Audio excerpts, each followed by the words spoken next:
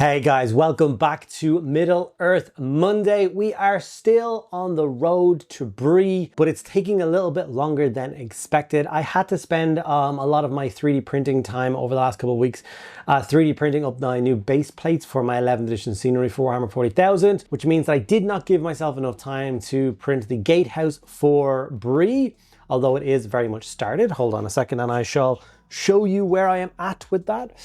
So here is the first half of the gatehouse. So it is ready to rock and roll. This is actually where the gate goes, and then the next building and then the wall. So I have started the process. It's just going to take a couple more days to print it off. So I didn't want to leave you another week without getting anything added to the Middle Earth Monday channel.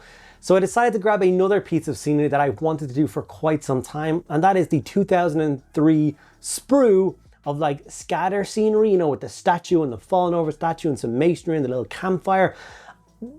For a lot of people out there, that was the first thing of scenery from Games Workshop they ever touched. And I always wanted to have a full set, all done really nicely, that I can put down a scatter terrain for games, that I can use to photograph miniatures and have it as background pieces. So I decided there's no better time to do it than in today's video. Before I get into those, I just want to say a huge thank you to everyone that continues to support all of the channels. Liking, commenting, subscribing, they're all amazing. There's 3 channels, make sure you're following all 3. And obviously everyone out there who goes the extra mile and supports over on Patreon. You guys literally keep the lights on, the cameras rolling. So from the bottom of my heart, thank you guys so much. We try and do as much as we can back to the Patreon people to give them some extra bits and pieces. They get extra videos. We just finished filming an extra podcast episode, which is going to be released today or tomorrow for you guys as well. Access to a private Discord server. There's all sorts of cool reasons to be over in that. And we do monthly giveaways. And because this month is the launch of new 40k, I thought I would go the extra mile. And that's why I have 2 Armageddon boxes in front of me. One is empty because it is my Armageddon set that I'm working on in the channel. And this one is completely full and was donated to us by Underworld Gaming, who's a very strong supporter of the channel. And this will be given away to one lucky patron this month. All I need to do to be on a chance of winning is be signed up to Patreon at any tier. Okay, with all that out of the way, let's dive in and get working on this awesome scenery. And this is the wonderful sprue in question. I have had this sprue in my collection for 23 years. This has been on my pile of potential, pile of shame, my backlog for 23 years. Isn't that insane? So, I thought with the slight gap in stuff we have to do for this channel right now, there's never going to be a better time to just get it done. I'm really enjoying like really making the scenery and the boards for Middle Earth really dense. I think that's how Middle Earth games are supposed to be played. You're supposed to use all of the rules. And the rules for Middle Earth are absolutely brilliant when it comes to interacting with the table. Climb tests and hiding and being obscured and all those kind of things, they all exist.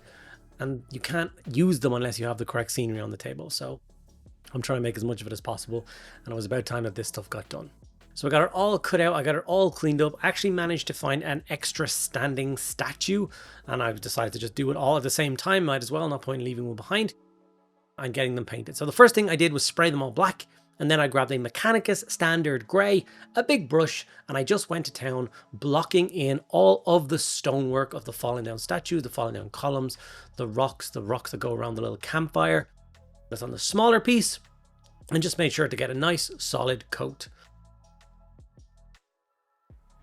We're not going to be using any kind of shades or anything like that on this, so we do need to get a solid coat of the grey, and then we're just going to start dry brushing up through different tones of brighter grey to kind of make it stand out. We're going to spend a lot of time on the kind of ground surface. We're going to make the soil look really nice, and then we're going to add a whole heap of nice grass tufts and little bushes and moss and stuff. That's really going to sell these as kind of really old ruins that have, you know, fallen down. So when the Mechanicus Standard Grey was all done, we moved on to Dawnstone and gave all of the rockwork a nice dry brush of that. As you can see all the detail start to kind of pop out, come together, and look really, really nice. I'm going to be mostly demonstrating on a single piece as I go step by step. It's not with me showing you dry brushing each and every piece. That would just be a waste of both of our times. Dry brushing up the standing statue as well. I really like the idea that there is the fallen statue is just the same as the standing one. It's like a column of them or something. I just think that's a really, really nice touch. Ulfman Grey was then brought in for the final highlight of the stone, and this was very much a light dry brush of that, just to catch the really kind of sharpest edges. You can see I'm being much more controlled with my brush. I'm generally just keeping it to one direction as I do it, and this will just overemphasize certain parts of a model and leave the rest of it looking kind of nice and dark and in a bit of shadow. Okay, now with that all done, it's time to move on to Rhinox Hide, and this is going to be our base coat for the soil. So I'm going to water this down a little bit so it's kind of easier to flow off all those kind of bumps, and then paint a solid coat of it all across the soil. It's okay if you hit a little bit of the statue. It's going to be dirty, it's going to be old. I'm going to feed this into all the cracks and chips in the statue as well, because I'd imagine there's quite a lot of dirt and debris after building up in those areas, and I think that will sell the statue once again as being quite old and kind of forgotten and stuff like that. Obviously taking my time around things like the campfire, the old spears and stuff like that, to make sure I just don't completely cover them in brown, even though we'll be coming back to spears and stuff with brown later on, but that's not the point.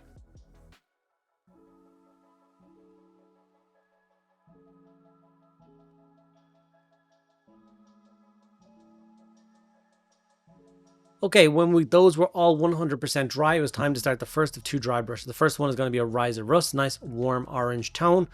And we're going to dry brush up all the soil. We don't need to be careful with the statue. Like I said before, the statue is going to be dirty and grimy and old, so it's okay to definitely hit the statue. I even intentionally go over parts of the statue with it as well, just to add that extra layer of kind of dirt and debris and that kind of wear and tear that would exist on them. So like I said, don't be precious, just dry brush to your heart's content until you're happy with the result.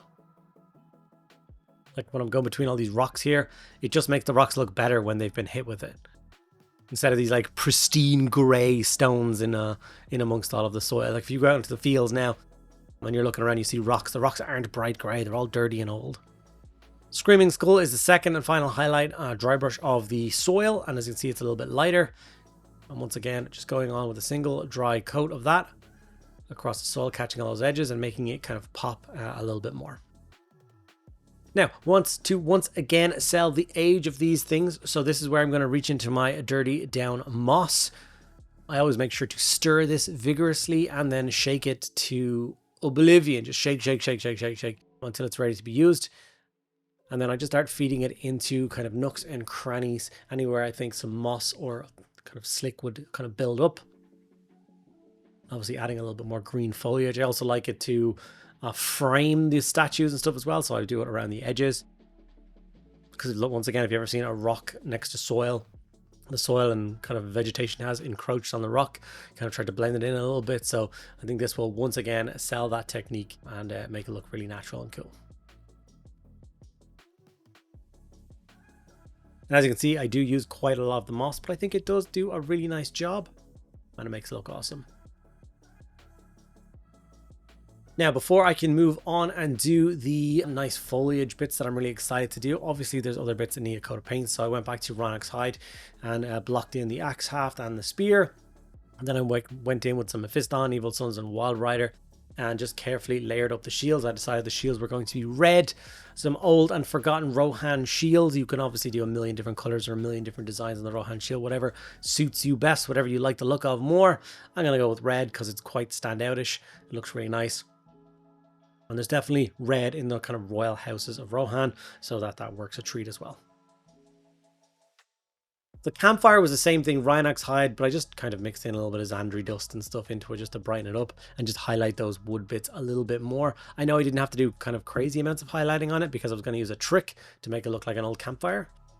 Some lead belcher was used for any of the metallic bits, so the center bits of the shield, and then the spear tip and the axe haft and stuff like that. So here's where I have the black pigment powder, and obviously I'm just stippling that into the campfire, which makes it look like old soot and stuff. I think it sold it really well. Very quick, very easy. So here's all the bits and pieces, all kind of finished with the painting. It's now time to reach into my goodie bag from Green Stuff World and start pulling at little tufts and foliage and flock and, you know, squishy foam and stuff, and just go to town making these pieces match in with my kind of green table with all my trees and rocky outcrops and my river and stuff. So I tend to just use super glue to fix these parts in place so they never go anywhere. This way that I can comfortably just throw these pieces into my scenery box. It doesn't have to worry about any of that kind of stuff coming off ever. And they're going to be quite sturdy, quite robust. which is a good thing for me. I can't possibly display every piece of scenery that I own as much as I would love to. That's just not that feasible. Okay, with all the foliage in place, this is the finished set. And as you can see, I think it looks awesome. I'm super pleased with the final result. I'm so happy that after 23 years of this sprue being pushed around, passed around, shoved in boxes and forgotten about, it has finally received the attention it deserves. And I cannot wait to fight many a Middle-earth game around these pieces, and make individual fights and kind of big line fights between things, have to break up and like really engage with the scenery. I think that's going to be incredible. It's also going to be great for photographs whenever I need to take photos for, you know, thumbnails or for other bits and pieces. I think it's going to look absolutely great. Hopefully you guys enjoyed this video and you are looking forward to the rest of the series that will be coming next Monday. So I'll see you then.